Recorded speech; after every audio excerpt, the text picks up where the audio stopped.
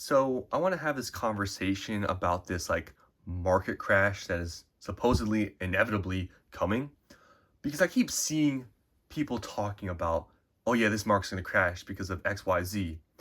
And I just want to talk about this because I feel like it's been talked about for like months now, and it's like how much further do we push this talk about crashes before maybe it happens?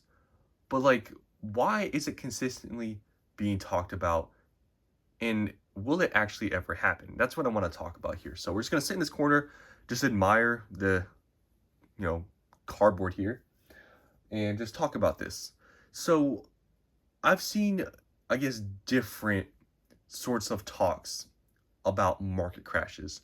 Some people believe that after maybe a specific set, that the market is going to crash. Some people said maybe after Destined Rivals, but now that we have this, black and bolt white flare set, people may be like maybe it's after that. But then we have these mega evolution things coming up. Some people have said maybe it's after that. It's like this whole market crash talk that people say it's going to happen after a specific set. I feel like has been pushed so much. It's like, oh, it's this set, but then a new set gets announced, or we know something like that's coming, some sort of sets coming out in the future, and they'll be like, oh, it's after that. It's like, where does it stop? Right, this talk where the markets crash after this set. Are we gonna just keep talking about every single set after and be like, oh, this one's great, but we don't know what's after that, so we're just gonna say it's gonna crash after this set.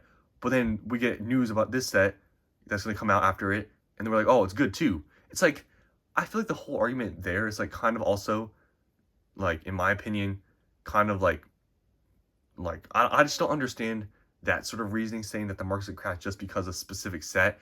Like after that, like just everything's gonna be bad or something. Like I feel like even if that was the case, let's say theoretically after maybe the Black Bolt White Flare set, let's say theoretically the newer released products after that aren't crazily expensive. Maybe they're around MSRP. Let's just say, for example, right? Um, that doesn't mean the whole market is gonna be bad, right? Just because the newest release set isn't above MSRP, being scalped or whatever, that doesn't mean the overall market in previous sets are doing terrible. That's not what that means at all, right? So when people make that argument that, oh, it's going to crash after this set because it's not going to be scalped and stuff, you're saying that the market is only strong then if there's scalpers, which I believe is not true.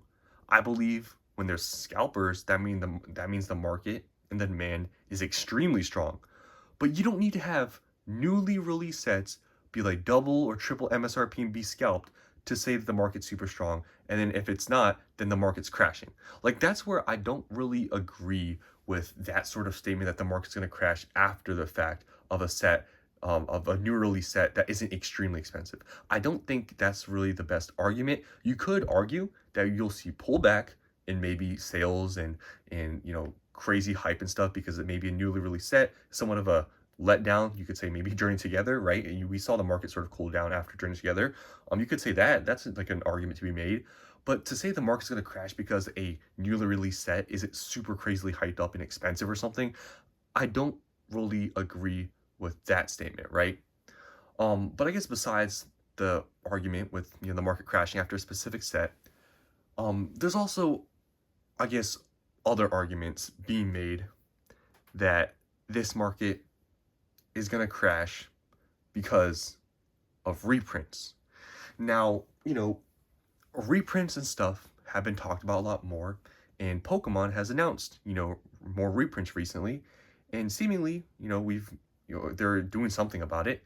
So people are also having this idea that when Pokemon prints all the stuff into the ground, the scalpers are going to go away and all the stuff is going to go back to normal.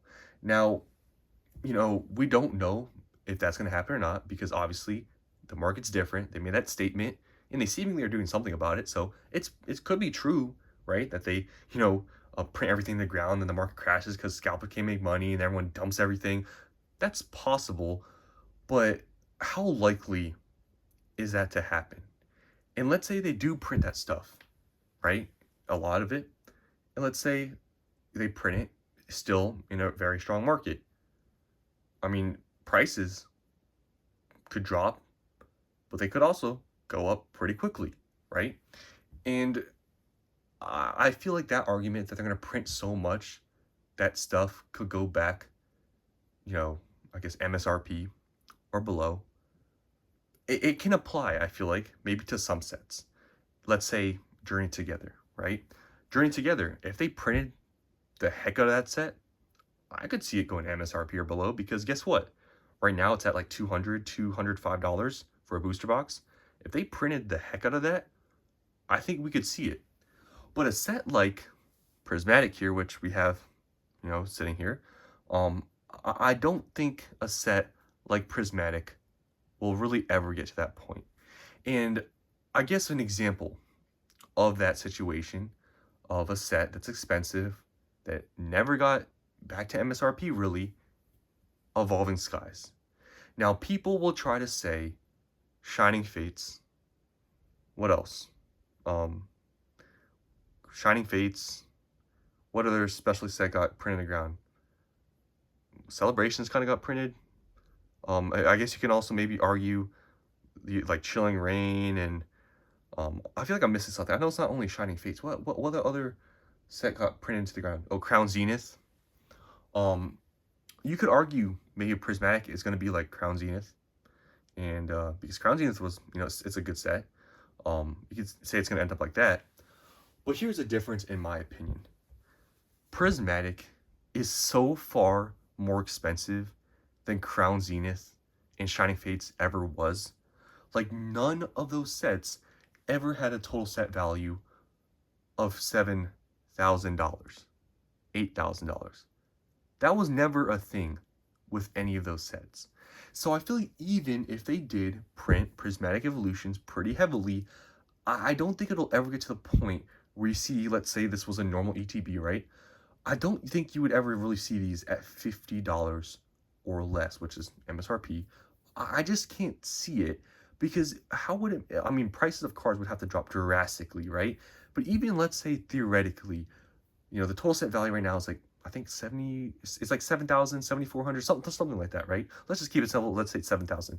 Let's say it drops in half to $3,500, right? I mean, even to have a set that expensive and buy MSRP, still, in my opinion, the math wouldn't really add up. The fact that you could probably pull the top chase card would probably still be the high hundreds, and that you could pull it from a pack that's like $4 or $5. Like, to me, that doesn't make a lot of sense in terms of like, the price of the product and what you could possibly get out of it. It wouldn't make much sense. So I feel like the argument with, reprinting into the ground stuff, it can apply to some sets, and then those sets may see some crazy price drops. But for some of these other ones like Prismatic, it's a different story. And like I said, like Evolving Skies, for example, a very expensive set.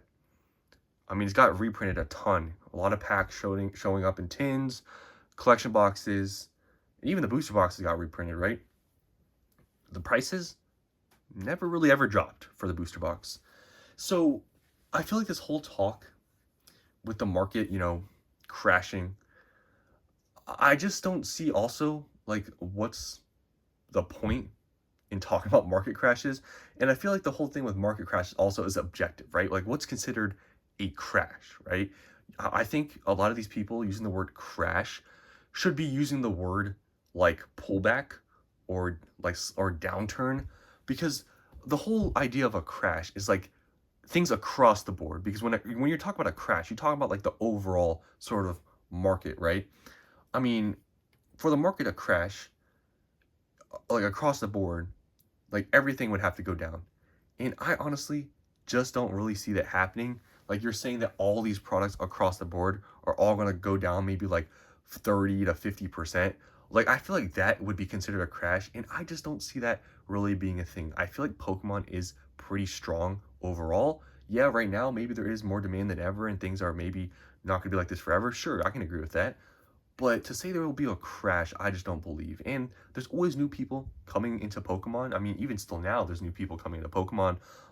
And I feel like the people that may leave in, a few months and maybe a year from now, there'll be more people coming in, and I just don't think Pokemon's gonna get to that point of there'll be like a huge drop off and just people leaving Pokemon. I don't think that's how that works. I think everything will be sort of gradual where if things do downturn, it's not going to be like, oh, everything just crashes. We never really have, I think, ever really seen like a huge crash across the board for Pokemon. We have seen downturns in the market 100%. I mean, early Scarlet and Violet was pretty bad, but we never saw a time where like a booster box, for example, was like $200, go to like $100. Like we've never seen something like that, like insanely crazy. And for some of these sets, I feel like it's near impossible for them to happen. So I just want to have a conversation here and talk about, crashes that everybody talks about. I feel like this whole idea and anticipation of a crash is somewhat a little bit of a silly thing to talk about. I feel like people should, replace the word crash with downturn or pullback, because I really doubt we'll see many of these products crash, even if demand slows down and maybe Pokemon does start printing more stuff. I don't think we'll see crashes, but we will probably, most likely at some point, see pullback in the market overall. I don't know if, the whole talk with, crashes is maybe some sort of coping mechanism, but I mean, I just don't really see it happening with some of the stuff, and I feel like it is kind of over talked about, and I just wonder how long it's going to take for the market to see a downturn before people start saying, yeah, the crash is happening. Because so far, every single time people have said, oh, it's going to crash after this, it's going to happen because of this, it hasn't happened yet. People also made the arguments with, I guess, the economy and stuff. Um, I don't know. It's all very strange to me until we actually see real signs of a downturn, like everything, Scarlet and Violet, Sword and Shield, everything sees price drops, demand falling off. I don't see the point of talking about this theoretical crash that's going to happen, because at least in the near future, we have, Destined Rivals, we have the Black Bolt White Flare set, the Mega Evolution things, and we don't even know what the new next era is going to be like. I feel like this whole talk with the crash is sort of premature to talk about, because I don't see it happening in like a few months from now. So those are just my thoughts. What do you guys think? Do you think this market will ever really crash? Or are you just like me where you think it will see a downturn, a pullback, but not to a point where everything just goes back to MSRP? I just don't think that's possible. So that's all I want to talk about here. Hope you guys enjoyed, see you in the next one.